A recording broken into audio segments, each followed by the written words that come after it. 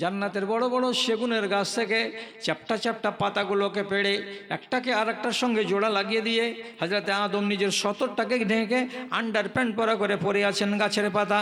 আমাদের মা তাই করে আছেন, আর এক দুটা পাতাকে পেড়ে দিয়ে নিজের বুকটাকে ঢেকে রেখেছেন। এরা জঙ্গলি মানুষের মতো দাঁড়িয়ে। আল্লাহ বললেন এমন কেন হলো? তারা স্বীকার করে বলছে আর কথা নয়, বাড়িয়ে লাভ নাই। পরিষ্কার ভাষাতে আদম এবং হাওয়া বলছে রব্বানা জালামনা আনফুসানা ওয়া ইন লাম তাগফির লানা ওয়া তারহামনা লানাকুনান্না মিনাল খাসিরিন। আল্লাহ জুলুম করেছি আমরা দুইজন মিয়া আর বিবি আমাদের নফসের উপরে। আল্লাহ তুমি যদি মাফ না করো বরবাদ হয়ে যাব, শেষ হয়ে যাব, আমরা আমাদের ভবিষ্যৎ শেষ হয়ে যাবে। জুলুম স্বীকার করলো। কিসের জন্য জালেম হলো? আল্লাহর একটা নিষেধকে মানেনি, তার জন্য জালেম হলো। কথাটা মগজে গেছে?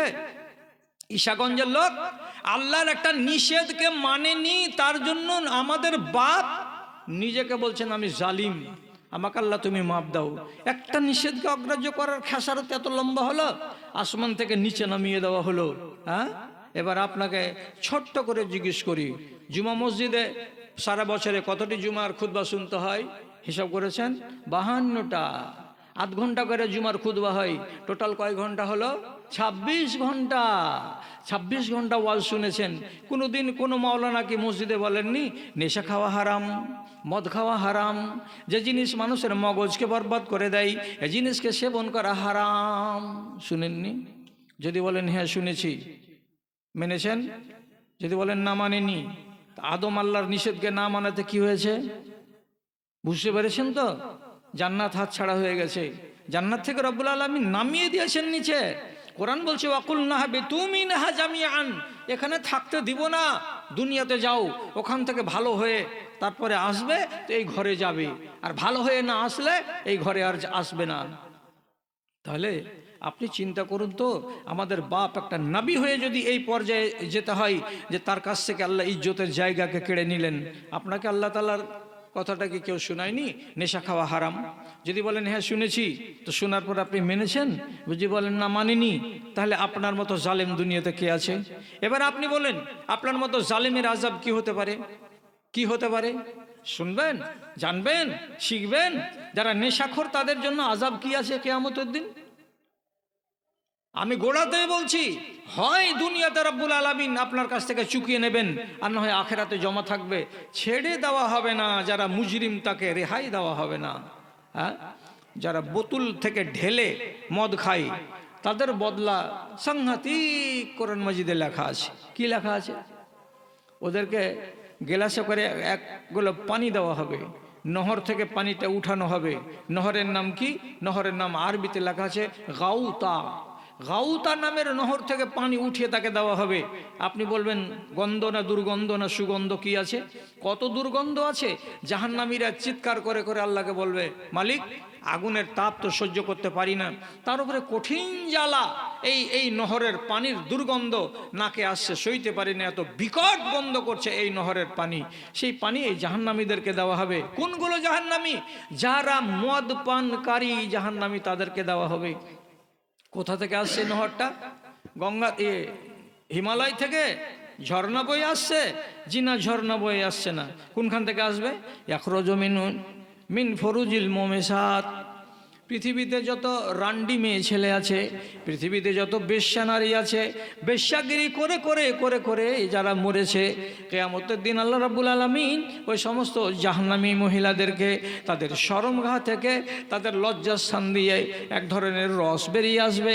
সে রসগুলো সারা দিন সারা রাত তাদের জনিদার দিয়ে বেরোবে, আর বেরিয়ে বেরিয়ে বেরিয়ে বেরিয়ে সব মেয়ে ছেলের রসগুলো এক জায়গা দিয়ে যখন প্রবাহিত হবে, সেটা একটা ক্যানেলের আকার ধারণ করবে। আর ওই ক্যানেলের নাম হলো গাউতা নহর। সেই নহরের পানি তাকে পান করতে দেওয়া হবে। ও মেহমান, তুমি এটা পানি পান করো। কেন? যে দুনিয়াতে তুমি আমার নিষেধকে অগ্রাহ্য করেছিলে। আমি নিষেধ করেছিলাম মদে হাত লাগাবে না, মদে মুখ লাগাবে না, তুমি মানোনি, তুমি অপরাধী হয়েছিলে। তোমার মতো অপরাধীর শাস্তি হলো এটাই যে মেয়ে ছেলের শরমগাহ থেকে বের হওয়া পানিকে তোমাকে পান করতে থাকতে হবে। আযাব হলো না? যারা ছোট নেশা করে তাদের আযাব কি হবে? আল্লাহ রাব্বুল আলামিন বলছেন ইন্নাহু ইয়াকুমু কাবেদে ওয়াসানিন, যারা ছোট ছোট নেশা করে, যেমন সিগারেট খাওয়া, বিড়ি খাওয়া, খৈনি খাওয়া, গুল করা, তিরঙ্গা খাওয়া, গুটকা খাওয়া, মধু খাওয়া, শেখর খাওয়া, 5,000 খাওয়া, 8,000 খাওয়া, এই সমস্ত প্যাকেটগুলো যে হারামি জিনিস ঢুকানো আছে, এই রকম নেশা যারা করে তাদের সম্বন্ধে রব্বুল আলামিন কি বলেছেন? কিয়ামতের দিন খাড়ো হবে এটা কেমন হয়ে? আবেদে ওয়াসানিন, একটা মূর্তি পূজা করার লোক কিয়ামতের দিন যেমন মুখ শুকিয়ে খাড়ো থাকবে। আই আল্লাহ, আমার কি হবে আজকের দিন? আমি তো মাটির খোদাকে পূজা করেছিলাম। তো এটা তো হবে গায়ের মুসলিম, আর গায়ের মুসলিমের পার্শ্বে আপনার মতো একটা মুসলিমকে খাড়ো করা হবে, জিজ্ঞেস করা হবে, ভাই ও তো মাটির খোদাকে পূজা করেছিল বলে আজকে মুখ শুকিয়ে আছে জাহান্নামের ভয়, তুমি কি অপরাধ করেছিলে যে তার পার্শ্বে তোমাকে খাড়ো করা আছে, তোমার মুখটা কেন শুকিয়ে আছে? সে লোকটা সেদিন জবাব দিয়ে বলবে, এই মানুষটা মাটির খোদাকে মানার কারণে অপরাধী হয়েছে, আর আমি একটা মুসলমান মানুষ দুনিয়াতে বাস করার কালে আল্লাহর নিষেধ করা নেশাকে সেবন করার কারণে তার সমান অপরাধী আমিও হয়েছি, যার কারণে একটা মুসলমানকে একটা গ্যার মুসলমানের পার্শ্বে খাড়ো করা আছে এবং দুজনেরই মুখ চোখ শুকিয়ে আছে। এটা সাজা নয়? ভালো মরণ যদি হয় তাহলে জানবেন যে আল্লাহ আমার উপরে রাজি আছে, আর ভালো মরণ যদি না হয় তাহলে জানবেন যে রব্বুল আলামিন দুনিয়াতে আমাকে কি জীবন দিয়েছিলেন। ভালো মরণ কাকে বলে আর মন্দ মরণ কাকে বলে, এগুলো হাদিসের লক্ষণ আছে। কেমন কেমন লক্ষণ আছে আপনাকে খালি একটু জানিয়ে দিচ্ছি, সামান্য একটু জানিয়ে দিচ্ছি। কি? একটা মানুষ দম যাওয়ার কালে তার কপাল যদি ঘেমে যায়, একটা মানুষের জীবনটা বেরিয়ে যাওয়ার কালে কপাল দিয়ে যদি হালকা হালকা বুঁদ বুঁদ পানি পানি দেখা যায়, অর্থাৎ কপালটা ঘেমে গেছে, রাসূলুল্লাহ বলছেন এ মানুষটার জন্য শুভ সংবাদ, এটা হলো জান্নাতি মানুষের লক্ষণ। কেন? নবীজি বলছেন আল মুমিনু ইয়ামুতু বিআরকিল জাবিন, যারা দিনদার মানুষ হবে মরবার কালে তার কপালে ঘাম দেখা দেবে, আর ঘাম যদি দেখা দেয় তাহলে আপনি ভাগ্যবান। আর কি? একটা মানুষ মরছে, মরবার কালে আর পোতাপতিনেরা বলছে কানের কাছে গিয়ে, লা ইলাহা ইল্লাল্লাহ, লা ইলাহা ইল্লাল্লাহ। মুখটা নাড়াবার চেষ্টা করছে এরা, কিন্তু মুখটা নাড়ে না। আর কিছু বেকুব মানুষ বলতে হয় না এটা, তবুও কয়েকটা মেয়ে লোক নিজের মাকে বলছে, মা গে কখন একবার লা ইলাহা ইল্লাল্লাহ। তোমার মা বলছে, হ্যাঁ কহিতে পারি না, কহিতে পারি না। হাঁ পড়ছে তো কহিতে পারি না, এটা পারছে বলতে, কিন্তু লা ইলাহা ইল্লাল্লাহকে 3 বার দম নিয়েও বলতে পারে না। কেন? কেন পারে না? আল্লাহ রাব্বুল আলামিন জেনে ফেলেছেন দম যাওয়া, দমে যাওয়ার পথে এই যে পথিকটা পড়ে আছে এর মরণটা ভালো হবে না। কেন? জীবনটা তার ভালো ছিল না। কেন? রাসূলুল্লাহ বলছেন মান কানা আখিরু কালামিহি লা ইলাহা ইল্লাল্লাহ, কোনো মানুষের দুনিয়া ছেড়ে চলে যাওয়ার কালে তার শেষ কলমা যদি মুখ দিয়ে বেরোয় লা ইলাহা ইল্লাল্লাহ, তাহলে জেনে নিতে হবে লোকটা দিনদার। আপনি কি সাহস করে বসে আছেন যে মরবার কালে আমার মুখ দিয়ে লা ইলাহা বের হবে? যদি না হয়, কেমন না হয়, মারলো আপনাকে টোটোতে এক ধাক্কা, আছাড় মেরে ফেলে দিল জমিনে, আপনার জ্ঞান হারিয়ে গেল, জ্ঞানটা ফিরবে কিনা গ্যারেন্টি আছে? যদি জ্ঞান না ফিরে তাহলে মুখ দিয়ে লা ইলাহা বলতে পেলেন না।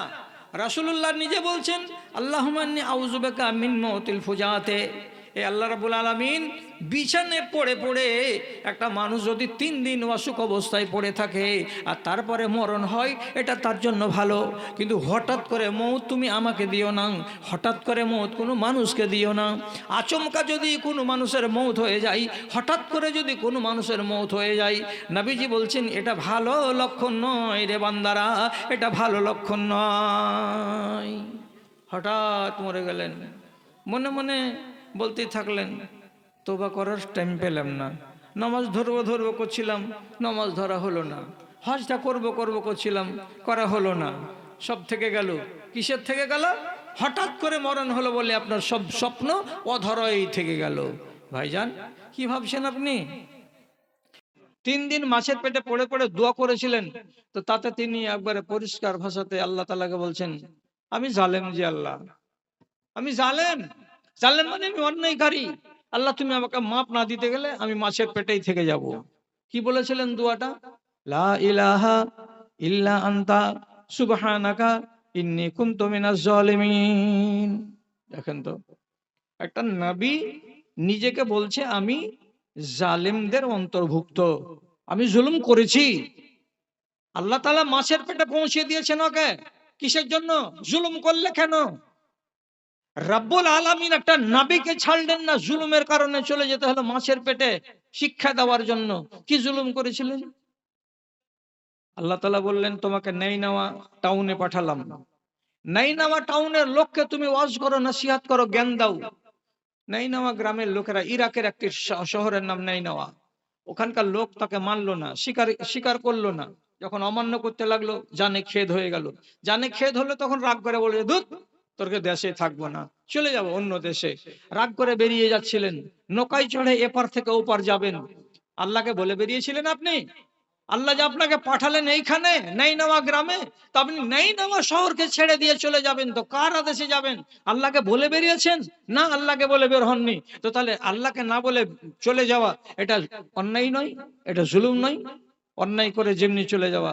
নৌকা ডুবতে লাগলো, মাঝি ওকে ঘাট ধরে ফেলে দিল নদীতে, টাইগ্রিস নদীতে। ওনাকে যেমনি ফেলে দেওয়া হলো, মাছে গিলে খেয়ে নিল। মাছে গিলে খেলে তো 3 দিন পড়ে থাকলো। বুঝতে পারলেন যে আল্লাহ আমি জুলুম করেছি। তখন আল্লাহর কাছে মাপ চাইতে লাগলেন, আল্লাহ আমাকে মাপ দাও, আল্লাহ আমাকে মাপ দাও। তো ভাই, একটা অন্যায় করতে গেলে মানুষ কি হয়ে যায়? আল্লাহর কোরআন অনুযায়ী সে জালেম হয়ে যায়, অপরাধী হয়ে যায়, আর তাকে আল্লাহ তাআলা ছাড়েন না। তো রাতটা খুব একটা ঠান্ডার রাত নয় আমাদের কাছে, রাতটা খুব সুন্দর রাত ছিল।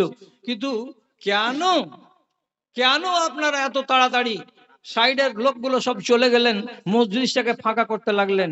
একটা কথা আপনাদেরকে আমার বাবাজি বলেছিলেন, কথাটা আপনাদের কানে আছে? কথাটা কানে আছে? যেই বাগানে ফুল ফুটছে, সেই বাগানের এই যে ছোট ছোট কিশোরগুলো, বালকগুলো শুয়ে থাকছে, তো কি বললেন? একদিকে এদিকে একগুলো ছাত্র, এদিকে আর একগুলো ছাত্র, জায়গার অভাবে মুদাররিসকে মাঝখানে শুয়ে থাকতে হচ্ছে। আবার মাথার উপরে ছাদ নাই। আগামী 26 তারিখে ছাদ হবে। তো আপনি এই যে একটা আলোর মিনার খাড়ো করেছেন, যেই আলো আপনার এলাকাতে ফ্লাড লাইটের মতো ডান আর বাম, আগে আর পিছে চারিদিকে আপনার আলো দিচ্ছে, এই জায়গাটাকে আপনাকে সমৃদ্ধ করতে হবে কি হবে না, এটা আপনার মনটা কি বলে?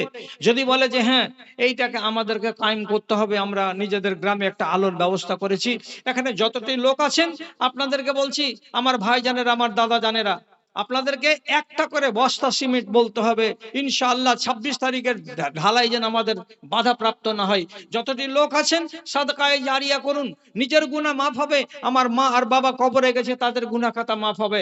আপনাদের কাছে পায়ে ধরি, আপনাদেরকে অনুরোধ করে বলি, আপনাদেরকে এই কথাটা করজোড়ে বলি, একটা করে বস্তা, একটা করে সিমেন্টের বস্তা দেন। একটা সিমেন্টের বস্তার দাম কত আমাদের বাঙালে? শামসি এলাকায় 400 টাকা দাম। সাদকায়ে জারিয়া করুন, ছাদটা হয়ে যাবে। সেদিন আপনি এখান দিয়ে যখন মোটরসাইকেল চালিয়ে যাবেন, তখন আপনার মনটা তাসাল্লি করে বলবে এই মাদ্রাসার ছাদে আমার এক ব্যাগ সিমেন্ট আছে। আপনি খুশি হবেন মনে মনে।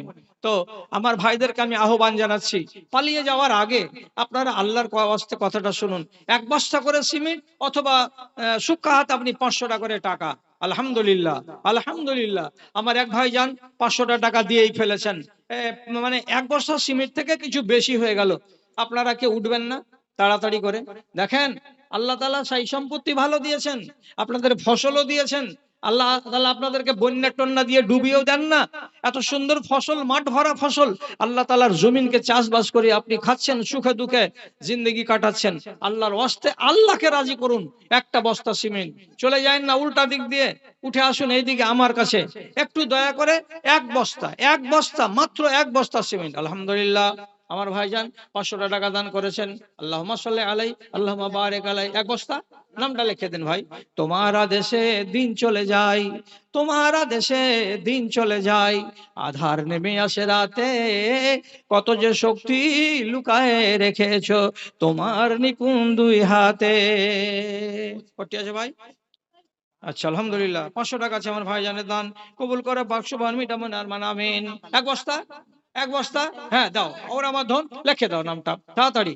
আপনারা কেউ যাবেন না, আরেকজন আমাদের শ্রদ্ধেয় বক্তা কোকিল তোমারা দেশে কণ্ঠী দিন চলে দেলোয়ার যায়, হোসেন সাইদির কণ্ঠে আলহামদুলিল্লাহ ওয়াজ মাশাআল্লাহ করবেন। জাযাকাল্লাহ। সোনালী কাটিহার থেকে আরেকজন আছে, ওনাকে ডেকেলেন, স্টেজে ডেকেলেন, কাউকে যে দায়িত্ব আছেন বক্তা আলহামদুলিল্লাহ, সাহেবকে নিয়েছেন, আমাদের শেষ আলহামদুলিল্লাহ। প্রধান বক্তা। আমার আর একজন ভাই 100 টাকা দান করেছেন, আল্লাহুম্মা সাল্লি আলাইহি আল্লাহুম্মা বারিক আলাইহি। এখনো যাবেন না, আপনাদের কাছে বিনীত আবেদন, আপনারা একটু আসেন, বসেন।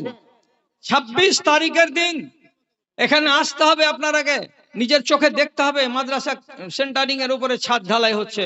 আলহামদুলিল্লাহ মাশাআল্লাহ। আমার আর একজন নওজওয়ান ভাই এখানে 500 টাকা দিয়েছেন, আর একজন আমার ভাই জান 400 টাকা এক বস্তা সিমেন্টের দান, কবুল করো তুমি পাক সুবহান, মিটায় দাও তাদের মনে আরমান। ওহি আল্লাহ দয়াময় মেহের করিবে, দানকারী দানকে তুমি কবুল করিবে, আমিন আমিন বিরহমত কা ইয়া আরহামার রাহিমিন। কিসের নেশাই ছুটে চলে বায়ু, কিসের নেশাই ছুটে চলে বায়ু, কেন বা বৃষ্টি ঝরে, কার আদেশে মাঠে গাছে গাছে ফুল ঝরে ফল ধরে। গুজরাটে, বোম্বাইয়ে, মহারাষ্ট্রে, এই সমস্ত জায়গাতে আল্লাহর কিছু নেক বান্দা শুধু রাস্তা রাস্তা দেখে বেড়াচ্ছে যে কাকে কম্বল লাগবে, ট্রাক ভর্তি করে কম্বল নিয়ে রাস্তা রাস্তা চলছে, আর রাস্তার কিনারায় কিনারায় বড় বড় একখানা করে কম্বল, যাকেই দেখছে পড়ে আছে এমনি শুয়ে চাদর গায়ে দিয়ে তার গায়ের উপরে চাপিয়ে দিচ্ছে, চলে যাচ্ছে। এরা খুঁজে বেড়াচ্ছে যে দান কাকে করব, কোন লোকটাকে দেব, জায়গা খুঁজে পাচ্ছে না এরা।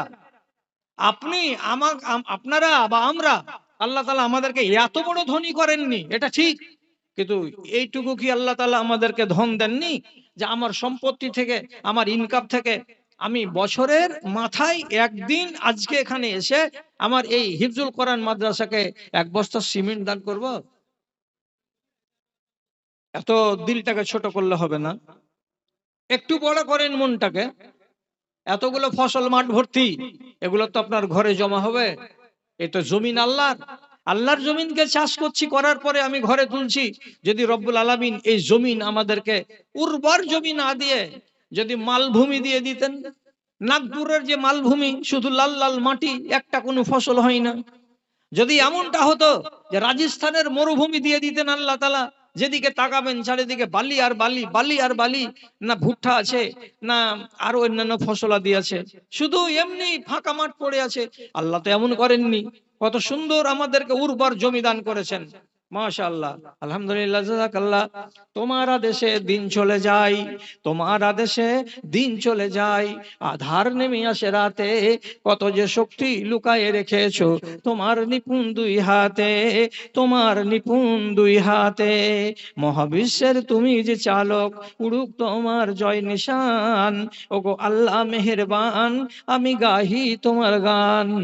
তুমি আমায় রিজিক দিয়ে বাঁচাও আমার প্রাণ গো আল্লাহ, বাঁচাও আমার প্রাণ।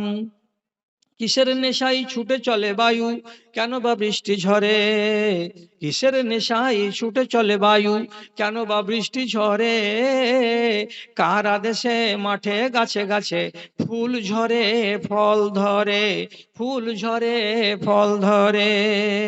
যেদিকে তাকাই তোমার মহিমা, যেদিকে তাকাই তোমার মহিমা, দেখি যে বিদ্যমান, ওগো আল্লাহ মেহেরবান, আমি গাহি তোমার গান। তুমি আমায় রিজিক দিয়ে বাঁচাও আমার প্রাণ গো আল্লাহ, বাঁচাও আমার প্রাণ। রূপে ভরা দুনিয়াটা দেখতে কত ভালো, রূপে ভরা দুনিয়াটা দেখতে কত ভালো।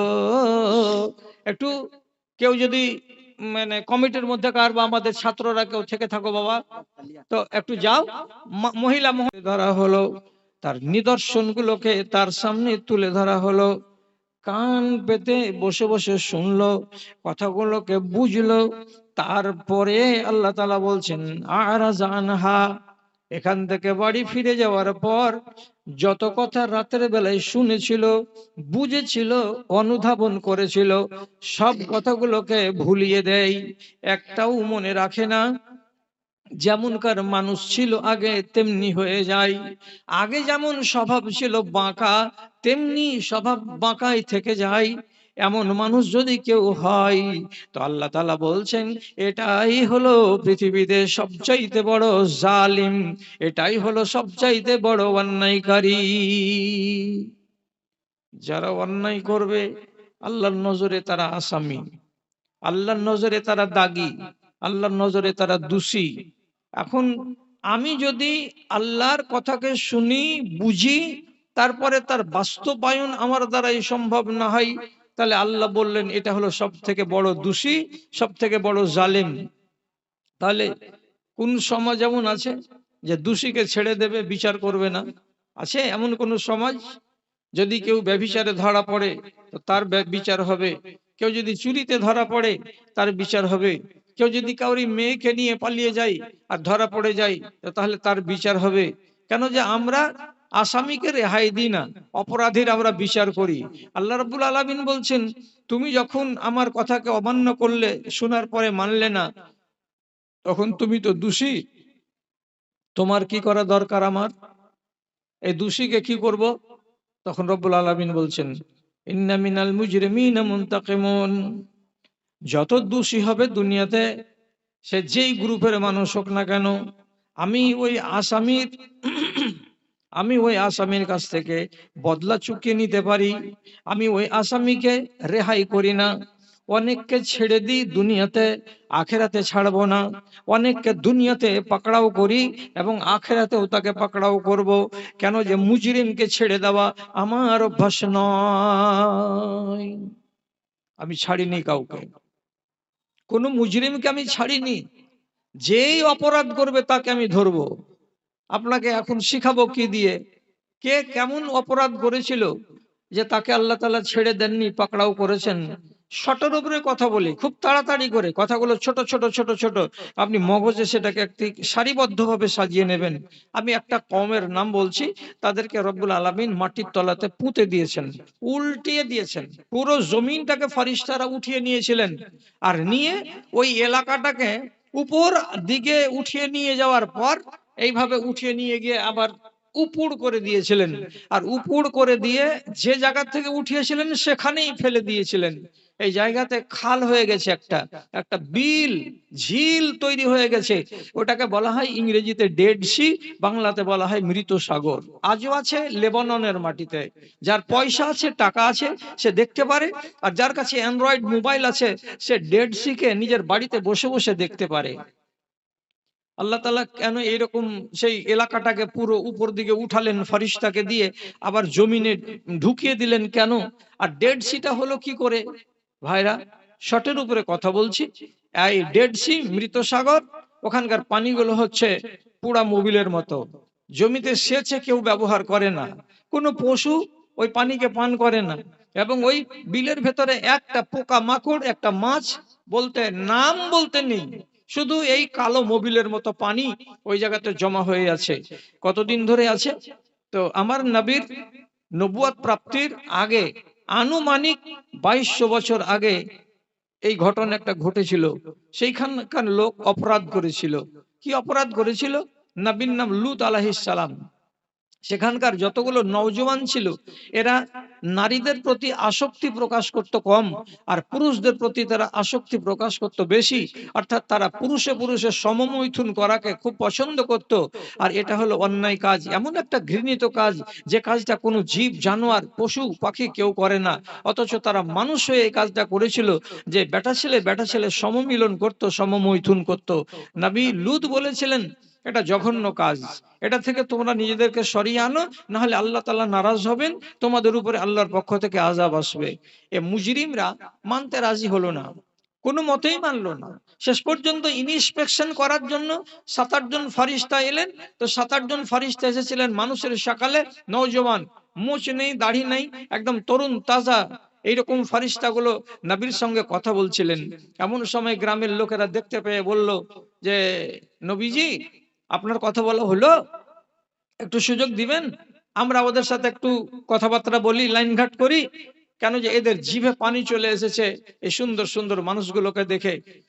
মানুষের আকৃতি নিয়ে এসেছিলেন, কিন্তু এরা তো মানুষ নয়, এরা তো ফারিস্তা। নবী লুতের মুখ শুকিয়ে গেল, আমার মেহমানদের যদি অপমান হয় তাহলে আমি মুখ দেখাবো কোথায়? ফেরেশতারা ধরা দিয়ে বললেন, চিন্তা করবেন না, আমরা মানুষের আকৃতি নিয়ে এসেছি, কিন্তু আমরা মানুষ নই, আমরা ফেরেশতার জাত। দেখতে এসেছি এই কুলাঙ্গার কওমকে, এরা কতটা বেড়েছে। রিপোর্ট হয়ে গেল আল্লাহর কাছে। আল্লাহ রাব্বুল আলামিন আসমান থেকে ফেরেশতা পাঠালেন, সম্পূর্ণ গ্রামটাকে উপর দিকে উঠিয়ে নিয়ে গিয়ে আবার সেই জায়গাতে ছেড়ে দিল ফেরেশতারা। খাল হয়ে গেল, সেখানকার বাড়ি ঘর, আসবাবপত্র, মানুষজন, গরু বাছুর, ছাগল ভেড়া সব মাটির তলাতে চলে গেল। কেন বদলা নিলেন আল্লাহ? তোমরা অপরাধী, আর অপরাধীকে আমি ছেড়ে দিই না, এই জন্য তোমাদেরকে তল উপর করে দিলাম আমি। তাহলে আজ পর্যন্ত পৃথিবীর মানুষেরা যারা যারা কোরআন মাজিদ পড়বে এবং সূরা হুদকে পড়তে যাবে, তখন এগুলো আলোচনা পাবে। জাআলনা আলিহা সাফেলাহা, সেই জায়গাটাকে আল্লাহর ফেরেশতারা উপর দিকে নিয়ে গেলেন, আর উপরটাকে নিচু করে দিয়ে সেই জায়গাতে ছেড়ে দিলেন। খাল হয়ে গেল, বিল হয়ে গেল। সে বিলটা কেমন বিল হলো? ওই লানতটাকে যেন মানুষ ভুলে না যায়, তার জন্য আজকে এত দিন হয়ে যাচ্ছে, তবুও সেখানকার পানি পরিষ্কার পানিতে পরিণত হচ্ছে না। আপনি বলুন, আল্লাহ ছেড়েছেন অপরাধীকে? ছাড়েননি। ফেরাউন বলেছিল আমি আল্লাহ, স্ত্রী আসিয়া বলল নিজেকে বাদশা বলো, আল্লাহ বলিও না। নবী মুসাও বললেন রাজত্ব চালাও, আমি তোমার রাজত্ব কেড়ে নেব না, কিন্তু একটা কথা শুধু এটাই বলো, আসমানের মালিক আল্লাহকে আল্লাহ বলে স্বীকার করো এবং নিজেকে তুমি তার একজন গোলাম বান্দা হিসাবে প্রকাশ করো, তাহলে অসুবিধা হবে না। কিন্তু এই জালেম বলেছিল যে না, আনা রাব্বুকুমুল আলা, আমি তোমাদের বড় খোদা, আমার ইশারায় তো নীল নদী চলছে, আমার ইশারায় তো গোটা গোটা মিশরে হাওয়া বইছে, এত বড় জল্লাদ। রব্বুল আলামিন বললেন তোমার মতো অপরাধীকে ছেড়ে দিতে গেলে দুনিয়ার মানুষের কাছে সবক কি যাবে? আল্লাহ তাআলা বলছেন ফাগরাকনাহু ওয়া জুনুদাহু, আমি আল্লাহ রাব্বুল আলামিন ফেরাউনের মতো জল্লাদকে এবং তার সাই সামন্তকে নীল নদী পার করার সময় পানিকে জমাট বাঁধিয়ে দিয়েছিলাম, আর দেওয়ার পরে সবকে ডুবিয়ে মেরে দিয়েছি। কেন মেরেছি ডুবিয়ে? দুনিয়ার মানুষ জানুক আল্লাহর সঙ্গে যারা সংঘাত করবে তারা হবে অপরাধী, আর যারা হবে অপরাধী তারা হলো মুজরিম। মুজরিমকে রাব্বুল আলামিন বলছেন আমি ছেড়ে দিই না। তাহলে এ বিষয়ে লম্বা আমি করব না। আপনি যদি জুলুম করেন তাহলে আল্লাহ আপনাকেও ছাড়বেন না। আপনি এবার আমার কাছে জানতে চান যে জুলুম কাকে বলে মাওলানা সাহেব? কোন জিনিসটার নাম জুলুম? আপনি আমাদেরকে একটু বুঝিয়ে দেন। তো সোজা কথাতে বুঝাচ্ছি, আল্লাহ তাআলা বলছেন ওমান লাম ইয়াহকুম বিমা আনজালাল্লাহ ফাউলাইকা হুমুজ জালিমুন। আল্লাহ রাব্বুল আলামিন কোরআন মাজিদে যতগুলো আইন দিয়েছেন আদেশমূলক, যতগুলো আইন দিয়েছেন নিষেধমূলক, আদেশকে আদেশের মতো করে যদি না মানা হয়, নিষেধকে নিষেধের মতো করে যদি না মানা হয়, আল্লাহ তাআলা ওইখানে বলছেন এরা হলো জালিম। আল্লাহর আইনকে আমি যদি বুড়ো আঙুল দেখাই তাহলে আমার নাম জালিম, তার মানে কি আমি অপরাধী। তাহলে অপরাধীকে আল্লাহ তাআলা ছাড়বেন না, এটা তো আপনি শিখতে পারলেন। এই তো 5 থেকে 7 মিনিট আগে আপনাকে বললাম কোন অপরাধীকে ছাড়া হয় না। অন্যায় আল্লাহর কানুনের সাথে করতে গেলে, উল্টো করতে গেলেই আপনি হবেন জালিম, আর আপনাকে আল্লাহ আযাবে গ্রেফতার করবেন। যদি বুঝতে চান উদাহরণস্বরূপ আমি বলি, খেয়াল করুন কথার দিকে, কোনো ভারী ভারী কথা বলছি না, সোজা সোজা কথা বলছি, শুধু আপনার যেন বোধগম্য হয় আর কথাগুলো আপনার মগজে স্থির থাকে কিছুদিন। কি বলছি আমি? রব্বুল আলামিন ইবলিস শয়তানকে বলেছিলেন একটা সিজদা করে দাও, এটা তো আদেশ করেছিলেন আল্লাহ। ইবলিস শয়তান আদেশটাকে মানেনি। ইবলিস শয়তান একটা সিজদা করে দেয়নি, আল্লাহর আদেশটাকে বুড়ো আঙুল দেখালো। তো যখন আদেশকে মানলো না, আপনি নিজে বলুন আল্লাহর হুকুমকে নাম মানলে এই লোকটা জালিম না জালিম নয়? এ তো জালিম। যখন জালিম হলো তখন তাকে আযাবে গ্রেফতার করা হলো। কি আযাব দেওয়া হলো? রব্বুল আলামিন বলছেন ফাখরুজ ইন্নাকা রাজিম, এখান থেকে বেরিয়ে যা, তোকে আমি রাখবো না, আমার দরবারে তোকে রাখা হবে না, ফেরেশতাদের নেতা তোকে রাখা হবে না, তোকে যে বড় পদ দিয়েছিলাম, চেয়ার দিয়েছিলাম, সে চেয়ার তুই আমাকে ঘুরিয়ে দে। রব্বুল আলামিন তাকে লাথি মেরে তার পদ থেকে নামিয়ে দিলেন, আর দেওয়ার পরে একটা নতুন করে তার নাম দিলেন, তুমি আজ থেকে রাজিম। রাজিম আরবিতে নাম রাজিম। রাজিম মানে কি? রাজিমের মানে অভিশপ্ত, রাজিমের মানে লানত প্রাপ্ত, রাজিমের মানে হলো ঝাঁটাখোর, রাজিমের মানে হলো জুতাখোর। তুমি আজ থেকে জুতাখোর হয়ে গেলে। অথচ ফেরেশতাদের সর্দার তাকে বানানো হয়েছিল। এত ইজ্জতের পদে অধিষ্ঠিত ছিল কে? এই ইবলিস শয়তান। একটা হুকুমকে না মানার কারণে হলো জালিম। রব্বুল আলামিন তার উপরে আযাব দিয়ে দিলেন কি, তুমি হয়ে গেলে রাজিম, তার মানে তুমি ঝাঁটাখোর। এবার আপনি চিন্তা করুন, আপনাকে যেটা হিসাব করতে বলছি ভালো করে বুঝুন। এর থেকে আর আমি ভালো আজ জানি না।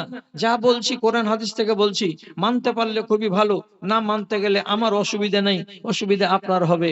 একটা সেজদাকে ছেড়ে দেওয়ার জন্য তার নাম দিলেন রব্বুল আলামিন রাজিম। সে রাজিম কত বড় রাজিম হলো, পৃথিবীতে যত মুসলমান আছে নামাজে দাঁড়াতে গেলে বাইদ বাহিনী পড়ার পর তাকে প্রথমে কি বলতে হয়? বাইদ বাহিনী বুকে হাত বেঁধে পড়ার পর আউযুবিল্লাহি সামিউল আলিম মিনাশ শাইতানির রাজিম বিসমিল্লাহির রহমানির রহিম, তারপরে আলহামদুলিল্লাহি রাব্বিল আলামিন। আপনাকে দায়িত্ব দেওয়া আছে যে নামাজ শুরু করবেন, তিলাওয়াত শুরু হবে, তো তার আগে ইবলিস শয়তানের মুখে আগে জুতা মারতে হবে, ঝাঁটা মারতে হবে। তাহলে ঝাঁটা চলতে আছে। পৃথিবীতে কতটি দেশ আছে? 228টা দেশ আছে। 228টা দেশের একটা দেশকে বাদ দিয়ে বাকি 227টা দেশে মসজিদ আছে, মুসাল্লি আছে, নামাজি আছে, আজান হচ্ছে প্রতিদিন। মুসলমানেরা লক্ষ লক্ষ কোটি কোটি মুসলমান নামাজে দাঁড়াচ্ছে, আর নামাজে দাঁড়াবার কালে ইবলিস শয়তানের মুখে জুতা মারছে, ঝাঁটা মারছে। কিসের জন্য এত বড় আযাব এলো তার উপরে? আল্লাহ তাআলার একটা আদেশকে অমান্য করেছিল বলে সে হয়ে গেছে জুতাখোর। আপনি বলুন এইবার, আপনার উপরে কয় ওয়াক্তের নামাজ, কতটি রাকাত আছে জানেন কি? 12 রাকাত সুন্নতে মুআক্কাদা, 17 রাকাত হচ্ছে ফরজ নামাজ। হিসাব করেছেন? 17 রাকাত হচ্ছে ফরজ, আর 12 রাকাত হচ্ছে সুন্নতে মুআক্কাদা। 12 আর 17 তে 29 রাকাত, এক রাকাত হলো বেতর, তাহলে হলো 30 রাকাত। আমাকে দিনে আর রাতে 30 রাকাত নামাজ পড়তে হয় কমপক্ষে কমপক্ষে কমপক্ষে। 30 রাকাত নামাজে কটা সিজদা হয়? 60 খানা সিজদা হয়। এই মজলিসে যতগুলো লোক আপনারা আছেন যারা নামাজ পড়েন না, 60 খানা সিজদাকে হজম করেছেন। একটা সিজদাকে হজম করার জন্য ইবলিস যদি রাজিম মানে ঝাঁটাখোর হয়ে যায়, তো 60 খানা সিজদাকে যে হজম করেছে সে কি খোর হবে? আপনি আমাকে বলুন তো। ও তো জুতাখোর ও হয়ে গেছে, ঝাঁটাখোর তো ও হয়ে গেছে, আপনি কি খোর হবেন? এবার আপনাকে জিজ্ঞেস করে বলছি, আপনার মতো আসামিকে এ দুনিয়াতে সাজা নিতে হবে না হবে না? আপনি বলবেন কই, এখন পর্যন্ত আমার বয়স তো 55 হয়ে গেল, আল্লাহ তো কোনো সাজা দেয়নি। সাজা দেয়নি? দেখতে পাচ্ছেন না? আপনার ঘাড়ে যতক্ষণ না চড়বে ততক্ষণ বুঝতে পারবেন না যে সাজা আল্লাহ তাআলা দিয়েছেন কি দেননি। অন্যান্য প্রভিন্সের দিকে তাকান, আর তাকিয়ে দেখেন আসামের মুসলমানগুলোর হাল কি আছে। এগুলো বলি না, এগুলো রেকর্ড চলে যাচ্ছে, আর সমস্ত লোকেরা এগুলোকে যাচাই বাছাই করার জন্য বসে আছে সেন্সার করে যে কোন মৌলবীটা কি কথা বলছে। আসামের মুসলমান সুখে নাই। উত্তরপ্রদেশে গিয়ে রোডের কিনারায় কোনো এক জায়গাতে দাঁড়িয়ে আসরের নামাজটা পড়ে দেখান তো, মায়ের লাল আপনার পিছনকে যদি রুল মেরে পুলিশে গরম না করে দেয়। জমিনটা কি আল্লাহর নয়? যে কোনো ফাঁকা জায়গায় দাঁড়িয়ে আমি নামাজ পড়তে পারি না? পারি, এটা আল্লাহর জমিন। কিন্তু উত্তরপ্রদেশের মাটির দিকে একবার নামাজ পড়ে দেখান তো, মসজিদের বাইরে আপনাকে যদি গরম না করে দেয়, তো ইজ্জত কোথায় গেছে? আপনি বলছেন কই, আমার উপরে তো আযাব আসেনি। সারা পৃথিবীর মুসলমান ভাই ভাই, এক ভাইয়ের উপরে আযাব আসতে গেলে আর এক ভাই যদি আরামে ঘুমাই তো সে মুসলমান নয়। আর আপনি বলছেন আমার উপরে আযাব আসেনি। আযাব কে বললে আসেনি? এসেছে, আসবে, হয়তো চলে গেছে, আপনাকে আল্লাহ ছেড়ে দিয়েছেন, কিন্তু আগামীতে নাও ছাড়তে পারে। যদি রব্বুল আলামিন আপনাকে এমন একটা মউত দেয়, যেই মউতটাতে আপনার জবান আটকা পড়ে গেল, আপনাকে স্ট্রোক হয়ে গেল, বেঁচে আছেন কিন্তু আপনি কথা বলতে পারেন না, এরকম রোগী দেখেছেন? বেঁচে আছে, খাচ্ছে, কথা বলতে পারে না, শুধু এমনি কাউমাউ আউমাউ হাউমাউ এইরকম কথা বলছে। আপনি ওর কাছে গিয়ে বলেন তো, বলো লা ইলাহা ইল্লাল্লাহ, বলতে পারবে? পারবে না। তাহলে এই মানুষটার জবান যে আটকা পড়েছে, আমি বলছি না যে একেই দিয়েছেন আল্লাহ আযাব, কিন্তু আমি এটাকে অস্বীকার করছি না যে এই মানুষটাকে জীবনে কোনোদিন খুব ফাল মানুষ ছিল নাকি? রব্বুল আলামিনের জবানকে সিজ কেন করে নিলেন? এই জন্য সিজ করে নিয়েছেন যে তুমি বেড়ে গেছিলে বেশি, তোমার মুখটা চলছিল রাফ, এখন আমি তোমাকে আযাব দিয়েছি, তোমার মুখ চলবে না আর। তাহলে কত বড় আফসোস জানছেন? আপনি নামাজ এখন পড়েননি, পড়বেন কখন? ওয়াদা করেছেন বয়স হোক তখন পড়বো। 55 বছর বয়স যখন হলো, হাঁটুতে 60 বাত লেগে গেল, আপনি মসজিদে যাচ্ছেন একটা চেয়ার নিয়ে, বিনা চেয়ারে নামাজ পড়তে পারেন না। আপনার মতো লোকটা নিজের নফসকে জিজ্ঞেস করে বলুন, এই নফস, আমার বেটা কপালটাকে জমিনে রেখে সেজদা দিচ্ছে, আল্লাহর সঙ্গে কাছাকাছি হয়ে কথা বলছে, আর আমার কপাল এখান থেকে 3 হাত দূরে থাকছে, আমি ঝুঁকতে পারি না, আমার কপাল জমিনে যায় না। এই নামাজ পড়ে আপনার প্রাণটা ভরছে, জিটা ভরছে? আপনি বলুন এ সাজাটা কেন এলো আপনার কাছে? রব্বুল আলামিন তাও করতে দিয়েছেন, আপনি এইটুকুকে করেন। অনেকগুলো লোককে আছে তাকে সেটুকু করতে দেননি, তার জ্ঞানকে সিজ করে রেখে দিয়েছেন। এটা আযাব নয়? কোন মানুষ যদি হঠাৎ মরে যায়, অ্যাক্সিডেন্ট হয়ে মরে গেল, কোন মানুষ এমনি ছাদ থেকে পড়ে মরে গেল, বিছানায় শুয়ে শুয়ে জিকির করে করে মরতে পেল না, তাহলে আপনি জানবেন যে আপনার নসিবটা খারাপ। আল্লাহ রাব্বুল আলামিনকে আপনি নারাজ করে রেখেছিলেন, যার কারণে মরবার কালে আপনার মুখ দিয়ে কলেমাকে জারি করা হলো না, আপনার মুখ বন্ধ হয়ে থেকে গেল, সময় পেলেন না আস্তাগফিরুল্লাহ পড়ার। আপনি যে মরে গেলেন, তা আল্লাহ রাব্বুল আলামিনের শাস্তি দেওয়া হয়ে গেছে, আল্লাহ বদলা চুকিয়ে নিয়েছেন। ছেড়ে কথা হয় না দাদা। কোরআন পড়েন, কোরআনকে বুঝেন, তাহলে ডবল নেকি। হাজার হাজার কিতাব বাড়িতে রেখেছেন, কিন্তু একখানা 300 টাকা দামের বাংলা কোরআন রাখেননি। প্রতিদিন যদি একটা করে রুকু বাংলাতে পড়তেন তো আপনি মাওলানা হয়ে থাকতেন। আজকে এই হিফজুল কোরআন মাদ্রাসা থেকে 3টা ফুল ফুটলো, এরা নিজের গ্রামকে আলো করবে, আপনি খাইয়ে তাকে মানুষ করলেন। আরো মানুষ করেন, এরা আপনার গ্রামে আলো যদি দিতে না পারে তো অন্য গ্রামের মানুষকে আলো দেবে। এমন একটা মাদ্রাসা আপনি খুলে দিয়েছেন। দাদা আমার, কোরআন মাজিদ পড়তে পড়তে আপনি যদি শিখতেন তাহলে শিখার জায়গা অনেক ছিল। ভালো করে বুঝেন তো, আল্লাহর ওয়াস্তে দেখেন তো, হযরতে আদম নিজেকে বলছেন, নিজে বলছেন হযরতে আদম, আয় আল্লাহ, আমি জালেম, আমি জুলুম করেছি, তুমি আমাকে মাফ দাও, তুমি আমাকে ক্ষমা করে দাও। তুমি যদি আমার এই জুলুমকে মাফ না করো তাহলে আমি ফেল পড়ে যাব আল্লাহ, আমি পাস করতে পারবো না, আমি বরবাদ হয়ে যাব আল্লাহ, আমি জালিম, আমার নফসের উপরে আমি জুলুম করেছি।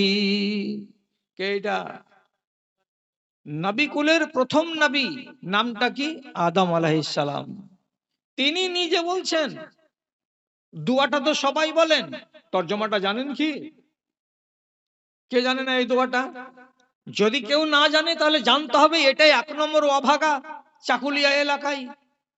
হযরত আদমের দোয়া, যে দোয়াটা তিনি বলে বলে কেঁদেছিলেন, এবং মিয়া বিবি বলেছিলেন, রব্বানা জালামনা আনফুসানা ওয়া ইল্লাম তাগফির লানা ওয়া তারহামনা লানাকুনান্না মিনাল খাসিরিন।